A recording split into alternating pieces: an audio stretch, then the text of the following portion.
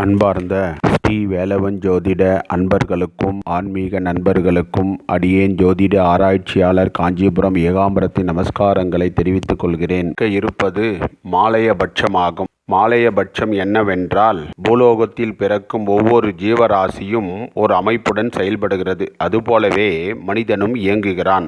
அவனின் பிறப்பு முதல் இறப்பு வரை வாழ்க்கை முறையை சொல்வதே ஜோதிட சாஸ்திரமாகும். இதன் அடிப்படையிலே 12 ராசிகளாகவும் 12 மாதங்களாகவும் பிரித்துள்ளனர் நமது முன்னோர்கள். மாதங்களில் வருவதே பட்சமாகும். பட்சம் என்றால் 15 நாட்கள் என்பதாகும். இதையே வளர்பிறை 15 திதிகளாகவும் தேய்பிறை 15 திதிகளாகவும் அடங்கியதே மாதமாக வருகிறது. ஆக இந்த மாதங்களில் வரும் அமாவாசை திதி முக்கியமானதாக பார்க்கப்படுகிறது. ஏனென்றால் இந்த அமாவாசை திதி மனிதனின் ஆன்மாவுடன் சம்பந்தப்பட்டது.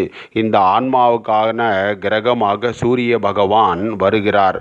அதனால்தான் குழந்தை பிறந்தவுடன் அவரது நேரத்தை கணக்கிட்டு லக்கணமானது நிர்ணயிக்கப்படுகிறது. அதன் மூலமே அவனுடைய வாழ்க்கை பயணம் தொடங்குகிறது. அதுபோலவே மனிதன் இறந்தவுடன் திதியை வைத்தே அனைத்து காரியங்களும் செய்யப்படுகிறது.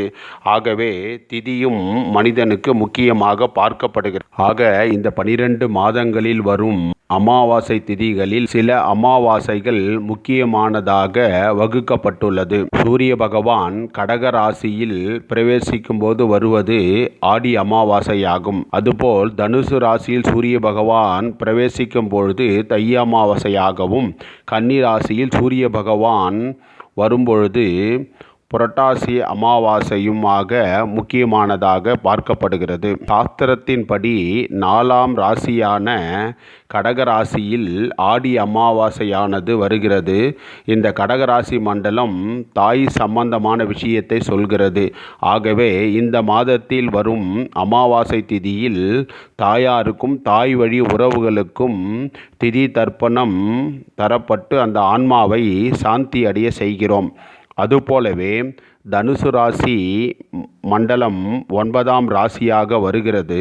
இது தந்தைக்குண்டான ராசியாகும். ஆகவேதான் தை மாசத்தில் வரும் அமாவாசை முக்கியம் வாய்ந்தது. அந்த அமாவாசை திதி என்று தந்தை மற்றும் தந்தை வழி உறவுகளுக்கு திதி தர்ப்பணம் செய்யப்பட்டு அந்த ஆன்மாவையும் நாம் சாந்தி அடைய செய்கிறோம்.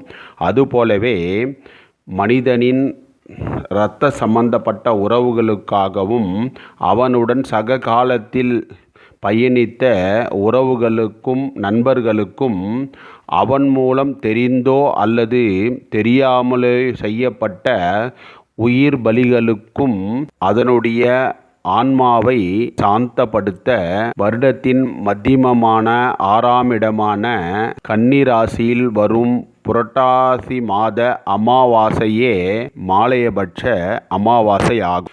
இந்த மாலையபட்சம் என்பது ஆவணி மாதம் பௌர்ணமிக்கு பிறகு வரும் தேய்பிறை பிரதமை திதியில் இருந்து புரட்டாசி மாதம் வரும் அமாவாசை திதி வரை வரும் 15 நாட்களாகும். இந்த 15 நாட்களிலும் பித்ருலோகத்தில் இருக்கும் அனைத்து ஆன்மாக்களும் பூமிக்கு வந்து தங்கி செல்லக்கூடிய காலகட்டமாகும். பித்ருலோகத்தில் வாழக்கூடிய சாந்தி அடையாத ஆன்மாக்கள் இந்த 15 நாளும் பூமியில் வந்து தங்கி செல்லக்கூடிய காலமே இந்த பட்ச காலமாகும். இந்த காலங்களில் உண்டான 15 திதிகளிலும் நாம் முறையாக நம்முடைய முன்னோர்களையும் அந்த ஜீவாத்மாக்களையும் சாந்திப்படுத்த முறையாக நாம் திதி தர்ப்பணம் தந்தோமேயானால் அந்த ஆன்மாக்கள் அதனை பெற்று சாந்தி அடைகின்றன என்கிறது கருட புராணம். அப்படி அந்த ஆன்மாக்களை நாம் சாந்தப்படுத்தினால் நமக்கு இந்த பூலோகத்தில் ஏற்படும் அனைத்து விதமான தோஷங்களையும் நாம் போக்கிக் கொள்ள முடியும் என்கிறது ஜோதிட சாஸ்திரம். விதியை பிடித்தால் விதியை வெல்லலாம் என்பதே ஜோதிட சாஸ்திரத்தின் கூற்றாகும். அப்படி செய்யாதவர்கள் வாழ்க்கையில் பொருளாதாரத்தினாலோ நோய் நொடிகளினாலோ திருமண வாழ்க்கை சம்பந்தப்பட்ட விஷயங்களிலோ குழந்தை பாக்கியம் இல்லாததினாலோ மனநிலை பாதிக்கப்பட்டோ விபத்துகளினாலோ அவர்களும் அவர்களுடைய குடும்ப உறுப்பினர்களும் பாதிக்கப்படுகிறார்கள். ஆகவே வருகின்ற 8/9/25 திங்கட்கிழமை பிரதமை துதி துவங்கி புரட்டாசி மாதம் 5ஆம் நாள், அதாவது 21/9/25 ஞாயிற்றுக்கிழமையன்று அமாவாசை திதி முடிவடைகிறது.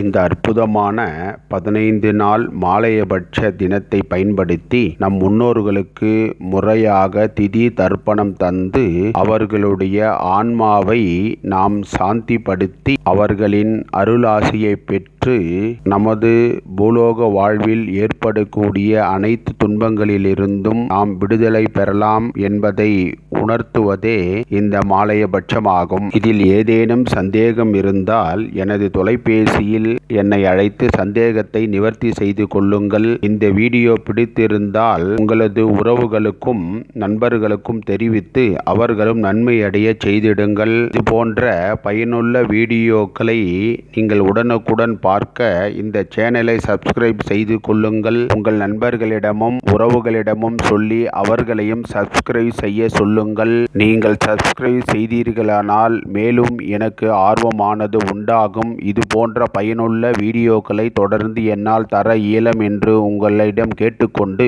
உங்களிடமிருந்து விடைபெறுகிறேன். நன்றி, நமஸ்காரம்.